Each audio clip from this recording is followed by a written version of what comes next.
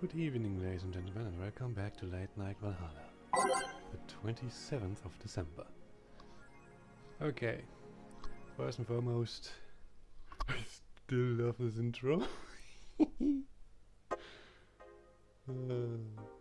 It's still funny to me, don't know why, it still is. Second, excuse the yawning.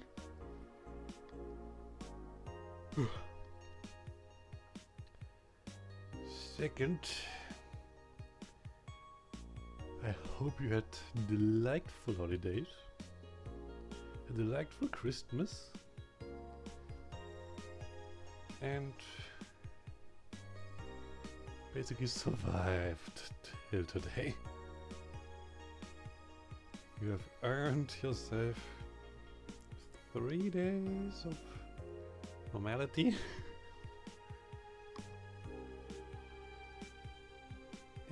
Or 3 days of just rest, at least in the evening. So the end of the year is nigh, and soon we shall send it off with another apocalyptic amount of fireworks. Our pets will hate it, we will love it, and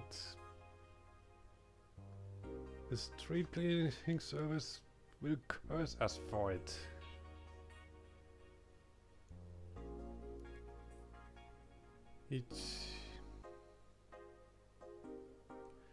Yeah, but that's for the 31st and New Year's. Even though there will be others, I know some people can't contain themselves. They will start early. Some already have. It's the way of humanity, apparently. Something goes boom! We're all for it. It's simply amazing.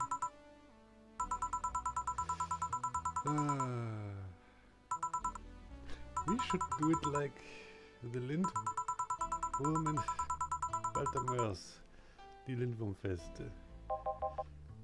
Fireless fireworks. It's going to be less noisy. It would have to be done during the day. Boy howdy, would that be a mess. Would that be a mess.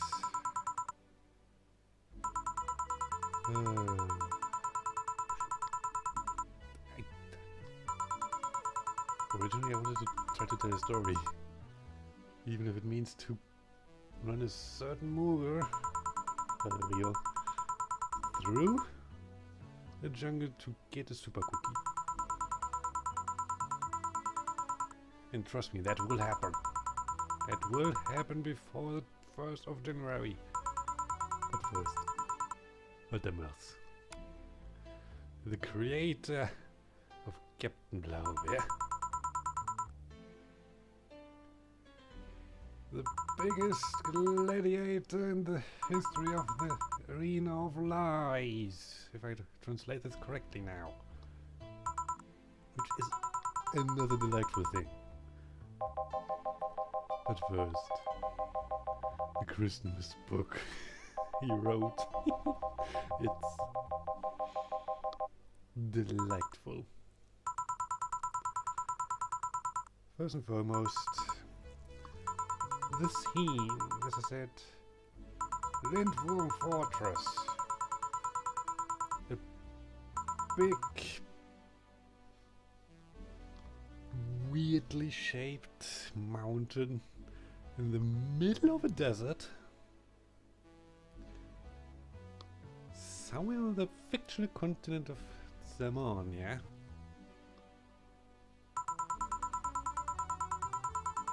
And let's just say that thing, that fortress looks like one gargantuan Christmas tree once the fireworks are done. It already has the shape all day, every day. But during Christmas, or family map, as Lindworm calls it, it's going to be colorful for weeks. And I mean weeks, until the weather has finally washed the color of the damn thing. And here's one of the things that makes this entire book so delightful. The protagonist of this book, Hintergrund von Mythenmetz, hates Harmony Map / Christmas. He hates it with a passion unbound. Granted, he has something positive to say about it. But good lord, does he tear into it. First, the whole origins of it. It's completely unclear. Nobody truly knows how this Hamuli map came to be. And why is there a creature named Hamuli and a creature named Map? He even goes on about how the bloody hell, the origin of the Hamuli. Ow. The origin of the Hamuli isn't even clear how. It's not even clear how that one looks. It could be literally a giant blue cauliflower with eyes coming down the chimney.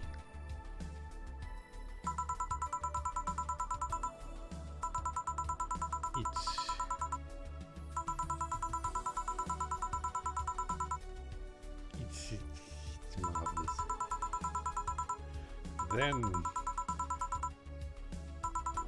Then we come to the map. It's not M-A-P, trust me, it's M-E-P-P.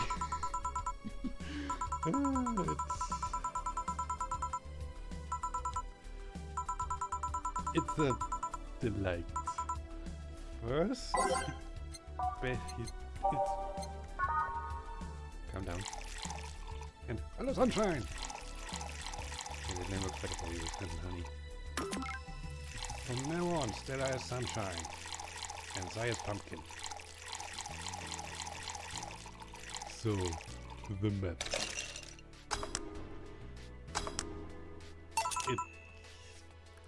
First and foremost, it is described as a creature which beats disobedient and naughty children with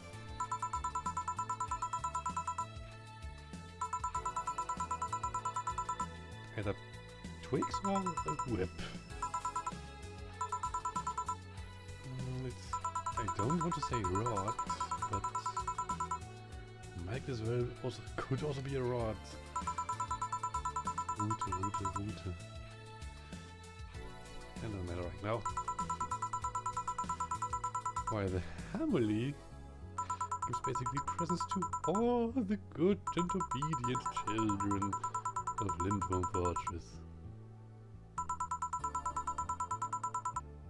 It's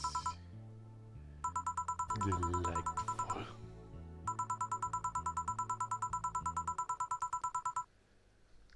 Oh my god. He questions the educational and pedagogic value of the family and the map by the extension of this whole festivity. A because of the map. Disobedient children and naughty children are getting beaten. I think we are already beyond that. We are already enlightened enough to know that's not going to work. Not in the way it should work, no. Then, first, something else. Every lindworm in Valtamer's universe is suffering from a very specific illness. And it's called, and I hope to God that I pronounce it correctly right now, hypochondria? They're basically some kind of, and I refer to the lindworm here. So people actually having that.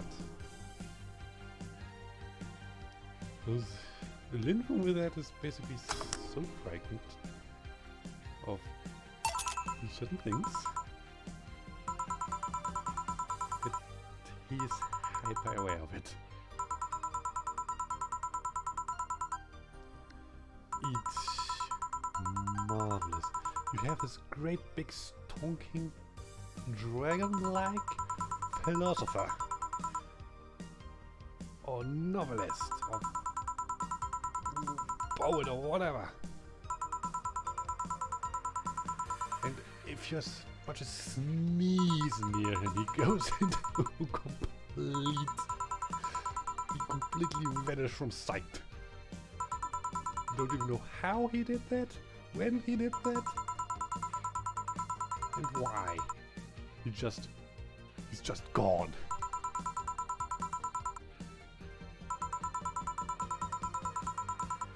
It's wonderful.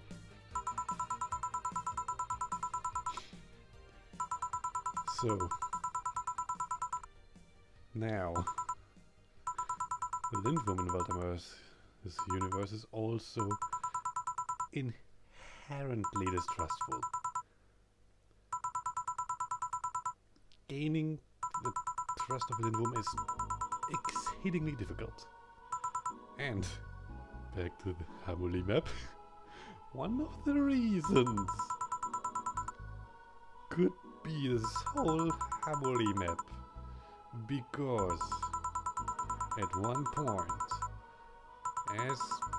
and all children, please, for the next couple of minutes, cover your ears and mute the video.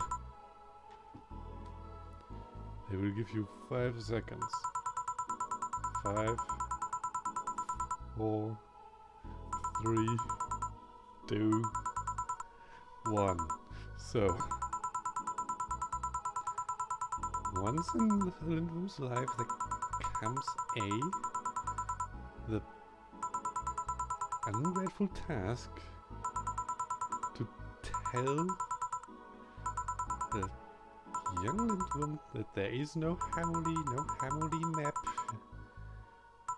nothing, that it was always the parent or the parents that did the gifting, and it could be one of the reasons why the lindworm as a species is so distrustful of other people, so suspicious of other people, and with hypochondria. And here's the thing. There are more Hamuli map creatures. The most disturbing one is the Hamuli map worm, which is even foggier in its origin, because at one point probably some lindworm decide, let's have this creature as well, somewhere deep in the bowels of our fortress. It's Hmm.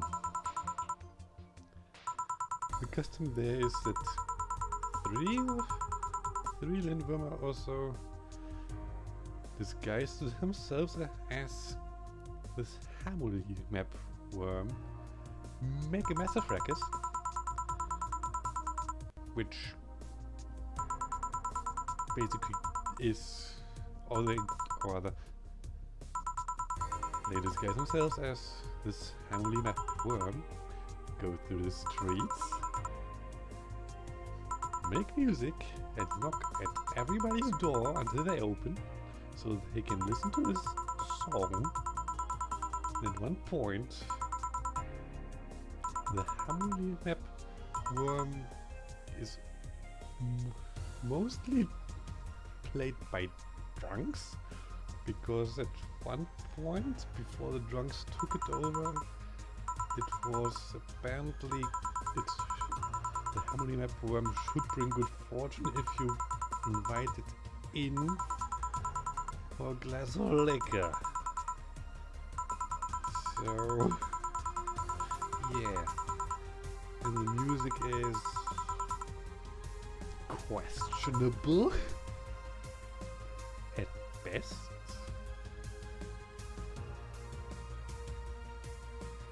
As much as a Lindworm is great poet and novelist and such, great author,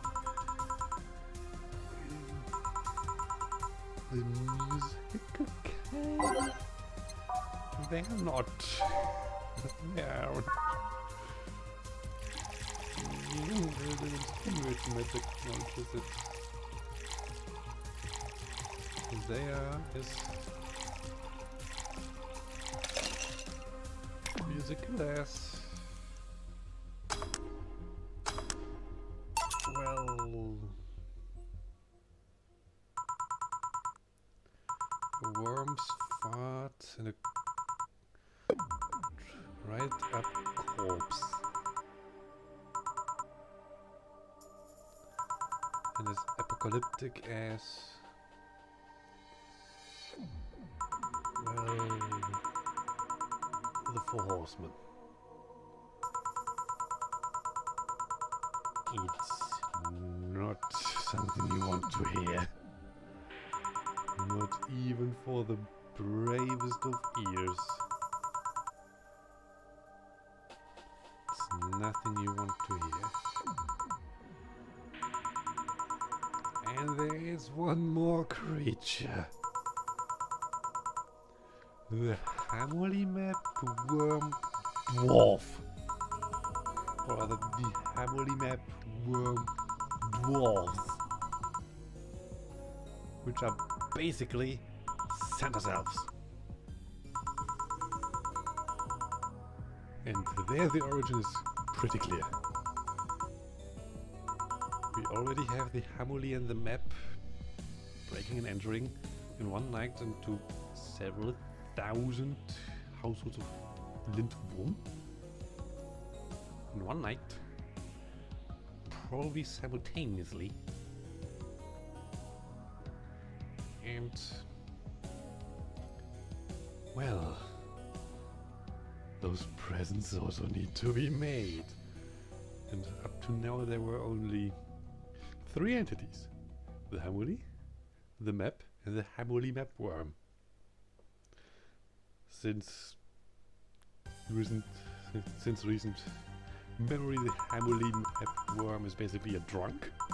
We can count that one out of the equation. The map, well, probably because he would certainly create the Hamuli rod? Question mark? Because that's the thing he beats naughty children with. It's not the map rod, it's the Hamuli rod, which the Hamuli never touches.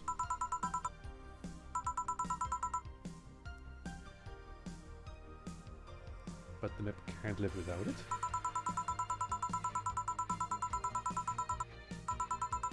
So We basically have the Hammerly, its workshop, deep into sleep somewhere in the fortress. And doing all the manual labor and such, which was fine in ages past, but it's not feasible anymore. So enter the Hammerly map worm dwarfs. Oh boy. And one thing. Hammer says something for. Has a thing for names. Hammerly map. Hammerly map. Okay, the German word is Hammerly map worm Zwerg. Basically Hammerly map worm dwarf. Goes in further. Plant sects.